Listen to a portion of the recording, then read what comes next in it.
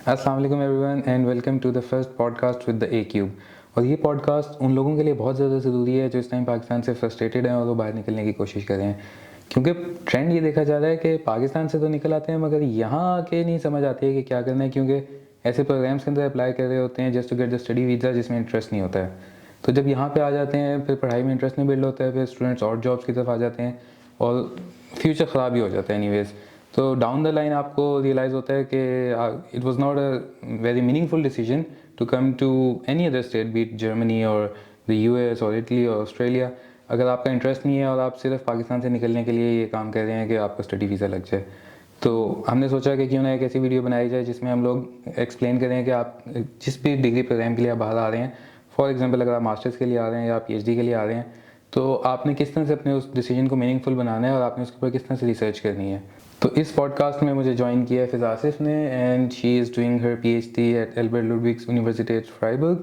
और मैंने सोचा कि कुछ क्वेश्चंस जो आपकी तरफ से मुझे मिले, कुछ क्वेश्चंस जो मैंने कलेक्ट किए और कुछ जो फ़िज़ा के एक्सपीरियंसेस थे उन सबको हम लोग कंबाइन करें और आप सबके साथ शेयर करें कि आप किस तरह से अपनी पीएचडी की जर्नी को मीनिंगफुल बना सकते हैं जर्मनी आने के लिए। So Fiza Asif, let's start with getting to know about your background. आपने पाकिस्तान में बैचलर्स कहाँ से किया और क्या आपकी जर्नी थी पीएचडी तक की? सबसे पहले मैंने अपना बैचलर्स किया फिजिक्स में from NUST. It was quite good but I felt like कि थोड़ा सा ड्राई था, तो I wanted to go towards more experimental side. तो मैंने अपने इलेक्टिव्स थोड़े एक्सपेरिमेंटल साइड के चूज़ किए और मुझे लगा कि they were quite interesting, so I did my masters later in materials engineering from NUST also. काफ़ी अच्छा एक्सपीरियंस था, बट मास्टर्स उन्हीं लैब्स में करके मुझे ऐसा लग रहा था कि जितना मैंने यहाँ से सीखना था वो मैंने सीख लिया, and I wanted to push my limits and I wanted to apply abroad for PhD opportunities ahead. So मैंने काफ़ी सारी कंट्रीज़ में अप्लाई किया, इटली, नीदरलैंड्स और Germany, and at the and कुछ प्रोज एंड कॉन्स देखने के बाद आई फेल्ट लाइक कि Germany is a quite good option because the stipend is quite good, the work culture is quite nice. So then I came here and I'm doing my PhD now in microsystems engineering, but like it's quite towards experimental and material side, so I'm having fun. Oh, and by the way, coincidentally, I'm doing my master's in microsystems as well. कुछ पूछना हो तो बता देना जी। अच्छा, तो इन्हीं बातों से रिलेटेड ही हमारे कुछ क्वेश्चंस हैं। जो आपने स्टाइपेंड की बात की है, सुपरवाइजर की बात की है, जर्मनी की बात की है, out of all other countries आपके नेदरलैंड्स में भी हुआ, आपका इटली में भी हुआ, तो जर्मनी आपने क्यों चूज़ किया? तो इस पॉडकास्ट में हम यही सारी चीज़ें आपसे डिस्कस करेंगे। अच्छा फिर सबसे पहले मुझे ये बताओ कि देखो, मास्टर्स के लिए हम यूनिवर्सिटी की वेबसाइट के ऊपर जाते हैं, हम देख लेते हैं कि किन किन प्रोग्राम्स उन्होंने मास्टर्स ऑफर किया हुआ है, तो हम अप्लाई कर देते हैं। मगर पीएचडी के पॉइंट पे मेरे ख्याल में हर लैब की अपनी वेबसाइट है। कुछ पोजीशंस ऐसी हैं जो डायरेक्ट सुपरवाइज़र को आउटरीच करके आपको पता चलता है कि प्रोफेसर किस प्रोग्राम में, प्रोग्राम तो नहीं कहना चाहिए, किस पीएचडी प्रोजेक्ट ग्रुप में स्टूडेंट ढूंढ रहा है, पीएचडी स्कॉलर ढूंढ रहा है। तो क्या जर्नी थी आपने पीएचडी के लिए, किस तरह से अप्लाई किया, किस तरह से अपॉर्चुनिटीज शॉर्टलिस्ट की, और अगर डायरेक्ट प्रोफेसर से आउटरीच करना होता है तो क्या फर्स्ट स्टेप्स होते हैं? So there are a few websites जिन पे ज़्यादातर पीएचडी की पोजीशंस एडवर्टाइज होती रहती हैं. Osama, you can put that in the video. I'll add it in the description. Yeah, so there are few websites that you should visit regularly. You have to check regularly. अगर आपको PhD hunt करनी है, so you have to be fast and you have to be proactive. Otherwise, opportunities काफ़ी सारी जो आपके काम related होती हैं वो निकल जाती हैं और आपको नहीं पता चलता. So there are few websites and also you have to reach out supervisors as well. अच्छा, अब एक बहुत ज़्यादा ज़रूरी क्वेश्चन है, वो है पीएचडी की फंडिंग से रिलेटेड. पीएचडी आप नॉर्मली पीएचडी इज़ फंडेड, तो पीएचडी की फंडिंग अपॉर्चुनिटीज़ अगर ढूंढनी हो तो उसका क्या तरीका है? मतलब उसामा, काम चोरी नहीं करनी चाहिए. ये काम तो मैंने आपको दिया था जिस पे आपने रिसर्च करके आना था. मैंने की कुछ रिसर्च. हाँ. तो मैंने ये रिसर्च की है कि 2-3 तरीके हैं. एक तो पहला तरीका ये है कि आप पाकिस्तान से अपनी फंडिंग सिक्योर करके आते हो. For example you can apply with HEC आपको स्पॉन्सर करता है, मगर उसमें प्रॉब्लम ये है कि वो आपको पीकेआर के अंदर स्पॉन्सर करते हैं. यहाँ पे आपने यूरोज़ में ज़िंदगी गुजारनी है, तो it is not very comfortable. या आई थिंक जैसे अब डीएफजी की स्कॉलरशिप है, जैसे I am on DFG, so I think it's double two the amount that HEC is giving, and HEC में 900 यूरो में गुजारा करना थोड़ा मुश्किल है. काफ़ी मुश्किल है. काफ़ी मुश्किल है. So, just like DFG, in my understanding, DFG would be a research association here in Germany. Yeah. तो दूसरा तरीका ये है कि आप पाकिस्तान को छोड़ के आप जर्मनी में रिसर्च एसोसिएशन को रीच आउट करते हो and you tell them about your programme, you tell them about what you are interested in and they sponsor your PhD programme. और एक और तरीका दाद का है, वो सबको पता है. दाद एक बहुत बड़ा डिपार्टमेंट है जो जर्मनी के अंदर एजुकेशन को स्पॉन्सर कर रहा है. उसमें मास्टर्स को भी कवर करता है, पीएचडी को भी कवर करता है, मगर प्रायोरिटी दी जाती है पीएचडीज को. तो ये एक लिस्ट है जो मैं आपके साथ अगेन डिस्क्रिप्शन में शेयर कर दूंगा. फर्दर डिटेल्स वो आपने खुद अपने एक्सप्लोर करनी है, आपने खुद उसको रिसर्च आउट करना है कि जो आपका प्रोग्राम है उससे रेलिवेंट कौन सी एसोसिएशन हैं जो आपको स्पॉन्सर कर सकती हैं. Definitely, these institutes they have so many programs that are going on. काफ़ी सारी यूनिवर्सिटीज़ को ये फंड करते हैं. So you have to be active and look out for these opportunities by yourself. Okay. अच्छा, अब कुछ क्वेश्चन की तरफ चलते हैं जो कि हमें ऑडियंस से रिसीव हुए थे. मुझे पर्सनली बहुत ज़्यादा ईमेल्स आई थी जिसके अंदर मैंने एक क्वेश्चन की लिस्ट क्रिएट कर ली थी. तो उसमें सबसे ज़्यादा रेपिटेटिव क्वेश्चन ये था कि जर्मनी में स्पेसिफिकली स्ट्रक्चर्ड पीएचडी प्रोग्राम्स और इंडिविजुअल डॉक्टरेट, इसके बारे में क्या फ़र्क है. तो इसके ऊपर मैंने खुद भी रिसर्च की थी, तो मैं खुद ही बता देता हूँ. जो इंडिविजुअल डॉक्टरेट है वो वही है जो आपको लगता है एक नॉर्मल पीएचडी प्रोग्राम होता है. आप एक सुपरवाइज़र के साथ एसोसिएटेड होते हो, आपके पास एक रिसर्च टाइटल होता है, आपने 4-5 साल उसी टाइटल के अराउंड अपनी रिसर्च करनी है. अगर आपका कोई प्रोजेक्ट है, आपने उस प्रोजेक्ट के ऊपर लैब में काम करना है और एट द एंड आपको पीएचडी का टाइटल मिल जाएगा. You would be a doctor of philosophy. Germany में एक और चीज़ है structured PhD programmes. It is different from individual doctorate in a way कि you are working in a group of PhD scholars and you are working as part of a bigger project, right? So you are working on one specific aspect of the project, but that is in itself so complex कि it is a work of PhD scholar. तो आप एक साल में किसी एक part के ऊपर काम कर रहे हो, आप मे बी नेक्स्ट ईयर आप किसी और पार्ट के ऊपर काम करोगे. लाजमी नहीं है हर साल चेंज हो जाए, मगर हो सकता है 2 साल बाद आपका कोई प्रोजेक्ट चेंज हो जाए. वो आपके पिछले प्रोजेक्ट से रिलेटेड ही होगा, मगर you would B having a new project then afterwards. So this is probably a structured PhD program and you're working in a group of PhD scholars. And also sometimes they say, for example, in my case, I don't have any courses. I just have a research project. कोई course नहीं है?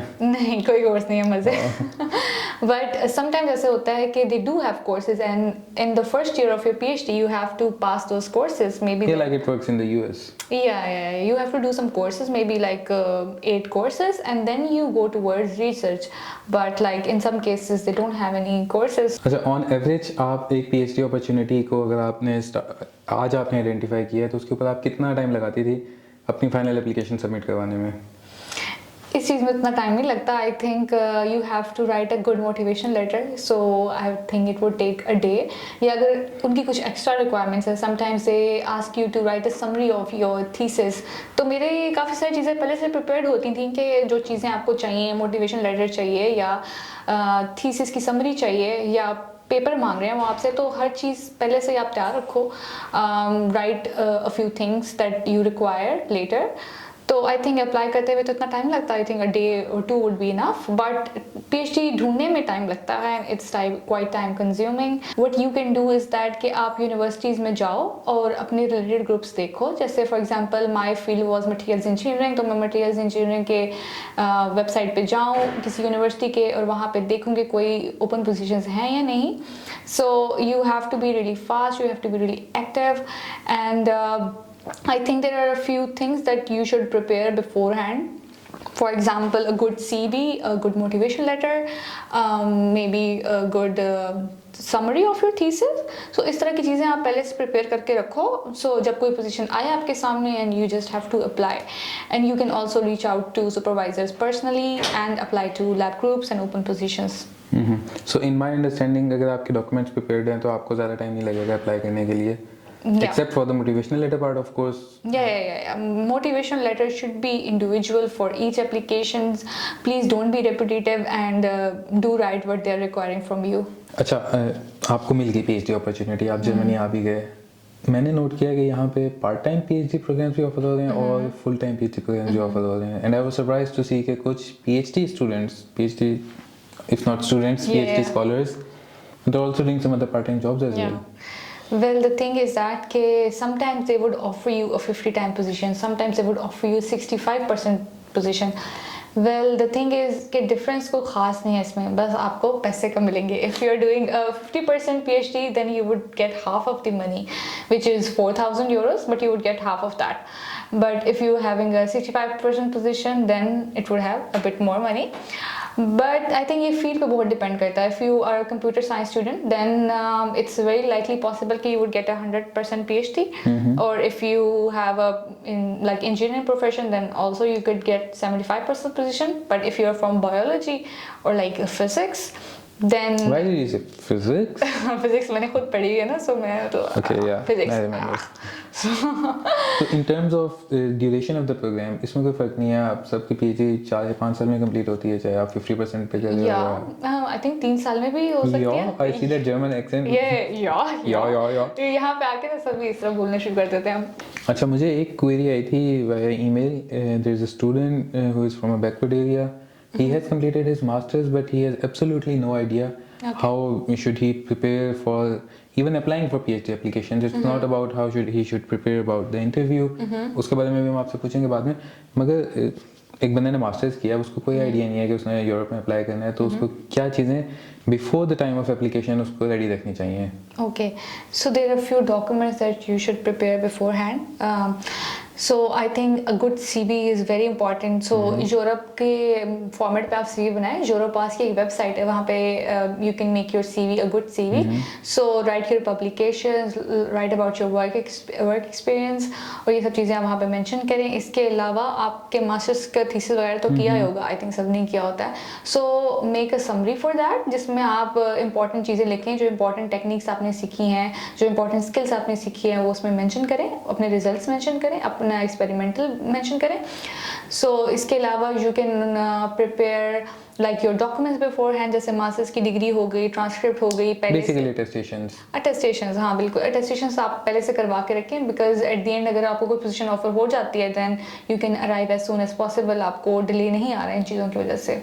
So I think a good motivation letter is also very important. Right a good motivation letter, a general one, but don't submit that. उसमें ज़रूर हर position के accordingly changes वगैरह करके तब सबमिट करवाएं. सो या अगर आपने कोई पब्लिकेशंस की हैं, सो कीप दैट रेडी. अच्छा, मेरा एक क्वेश्चन आपसे मोटिवेशनल लेटर से रिलेटेड है कि मास्टर्स के पॉइंट पे तो हमें ये बताया जाता था कि मोटिवेशनल लेटर बहुत ज़्यादा वेटेज लगता है आपकी एप्लीकेशन को स्कोर करने के लिए. पीएचडी के पॉइंट ऑफ व्यू पे भी ऑफ कोर्स वेटेज तो होगी, मगर आपने किन चीज़ों का ध्यान रखा, मतलब एक इफेक्टिव मोटिवेशनल लेटर लिखने के लिए किन चीज़ों का ध्यान रखना चाहिए? Okay, so I would say कि हम स्टूडेंट्स वगैरह जो होते हैं, हम थोड़े कामचोर होते हैं, और हमारा ये दिल होता है कि एक ही मोटिवेशनल लेटर लिखें और वो हर जगह भेजें. So I think it's very important कि आप पहले एप्लीकेशन में देखें कि उन्होंने मांगा वो आपसे क्या है, वो कौन सा स्किल सेट मांग रहे हैं, उनकी क्या रिक्वायरमेंट है, and you have to match that requirement. So एक लेटर लिख लेना और उसको हर जगह भेज लेना, this is not a good move. So पहले आप उनकी रिक्वायरमेंट्स देखें, अच्छे से आप पढ़ें कि क्या चीज़ वो मांग रहे हैं आपसे. So you have to write your letter according to that. You have to mention those experiences that are matching their skill set that they require. और आई थिंक ये बहुत ज़रूरी है कि you don't really have to play the women card और the Pakistani card. आप बस उनको आपके सिर्फ काम से मतलब है कि आपने क्या काम किया हुआ है, आपके पास कौन सी स्किल्स हैं.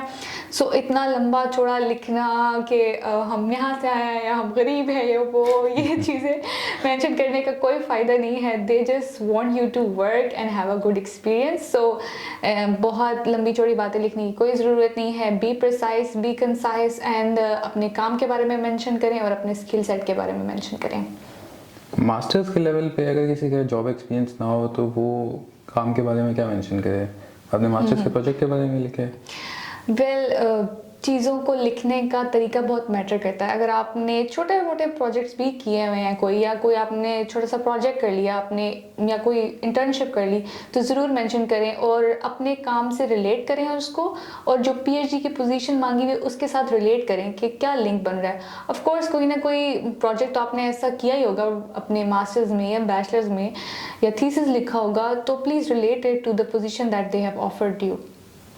अच्छा, at the time of applications for master's degree programs, we do not have to prepare for any interviews normally, but I think PhD के लिए करना पड़ता है. Definitely, I think interview is the most important thing when it comes to PhD because आपकी सारी application at the end आपके interview पे आ जाती है. Interview पे तो इंटरव्यू की प्रिपरेशन के लिए और किस तरह से आप इफेक्टिव इंटरव्यू दे सकते हो? What do you think? I think इतना कोई सोचने वाली बात नहीं, इसमें just be confident और अगर आपने काम अच्छा किया हुआ है, आपके पास relevant skills हैं, तो it's not gonna be a problem for you. So you just have to be confident और discussion करें. It would be a discussion. ऐसे नहीं होगा जैसे पाकिस्तान में होता है कि अगर आप कोई डिफेंस दे रहे हो तो बहुत मुश्किल किस्म के सवाल आ रहे होते हैं. जनरल सी डिस्कशन ही होती है और अगर आपके जहन में भी कोई क्वेश्चन है, don't be afraid to ask them. Ask about the position they are offering, ask about के उन्होंने क्या काम करवाना है आपसे वहाँ आके. सो जस्ट बी कॉन्फिडेंट और डिस्कशन करो आप उनके साथ. और जब I think in my experience मेरे साथ इंटरव्यू में ये हुआ था कि I had to present my masters work and at the end they had some questions regarding it. So I just presented my work and we had some discussions about it. और मैंने भी पूछा उनसे कि भाई आप लोग क्या काम करवा रहे हो और मतलब क्या रिक्वायरमेंट्स होंगी प्रोजेक्ट की, किस तरह का प्रोजेक्ट होगा या फंडिंग का क्या सूरत हाल है. So just be confident and don't be afraid to ask questions. So again, it is not like a question answer session. It is about sharing your ideas, and yeah. then I think it is more about like trying to figure out if you two are a good connection for the same project or not. Yeah, definitely. Or it's gonna be very easy. I don't think it's gonna be difficult. अच्छा, language barrier कितना significant है Germany के अंदर? क्योंकि हमें पता है ये लोग अंग्रेजी बोलने से तो भागते हैं. तो in with regards to the work place culture, language barrier कितना सिग्निफिकेंट है? मुझे तो कोई मसला नहीं हो रहा. I think you should answer that question because हमारा प्रोग्राम तो काफ़ी इंटरनेशनल है. So I am not really having any sort of problem in adjusting here genau. So I think you should answer that question. Yeah, in my experience, if you want to come here in Germany for long-term plans, I think you should start preparing for your language skills before even coming to Germany. आप कितना time Pakistan में अपनी language के ऊपर लगा रहे हैं? I think अगर आप कोई जॉब भी कर रहे हो पार्ट टाइम और आपको लग रहा है कि आपने इवेंचुअली जर्मनी आ जाना है, तो उस जॉब का इतना फ़ायदा नहीं होगा जितना टाइम आप लैंग्वेज में इन्वेस्ट कर लोगे उसका फ़ायदा होगा. क्योंकि एज आई वाज सेइंग कि यहाँ पे मैंने कुछ देखे हैं PhD स्टूडेंट्स भी जो कि पार्ट टाइम जॉब्स कर रहे हैं. तो maybe you don't need language skills in your work place क्योंकि it's an academic institution and everybody is comfortable speaking English. But outside of your workplace culture, if you want to integrate with the society, the sooner you start learning German, the better. Yeah, I think even कि grocery store पे भी जाओ तो you have to talk in German a bit. So थोड़ी बहुत सीख लेना, it's good. I think it's important. Yeah. So let's talk about IELTS requirements for PhD applications. Masters में तो चाहिए ही होता है, मगर at the time of applying for PhD applications, IELTS ही चाहिए होता है या आपको यूनिवर्सिटी से प्रोफिशिएंसी सर्टिफिकेशन भी चल जाती हैं? और IELTS में एवरेज कॉमन ग्रेड क्या वो एक्सेप्टेबल रखा होता है? मुझे तो लगता है कि शायद वो आपके इंटरव्यू से ही जज कर लेते हैं कि आपको इंग्लिश बोलनी आती है या नहीं. और इन माई केस IELTS की भी रिक्वायरमेंट नहीं थी, इंग्लिश प्रोफिशिएंसी की भी रिक्वायरमेंट नहीं थी. It really depends on your program actually. अगर आपका प्रोग्राम काफ़ी जर्मन्स के अराउंड है तो maybe they would require bit of a German as well. और अगर तो आपका प्रोग्राम फुल इंग्लिश है so maybe they will ask for you, but in the most cases they actually don't. और maybe visa के time पे आप English proficiency letter आपको चाहिए हो. In the case of masters students, if the university is not requiring an IELTS score तो embassy देती है रिक्वायरमेंट. ओके. अच्छा, जर्मनी में आपने PhD में एक यूनिवर्सिटी में तो अप्लाई नहीं किया होगा आई एम श्योर. तो सक्सेस रेशियो आपको क्या लगता है PhD की एप्लीकेशंस की क्या रही है मतलब आपके केस में? ये तो मैं जब प्रोफेसर बन जाऊंगी तब बताऊंगी. आप सब दुआ करें.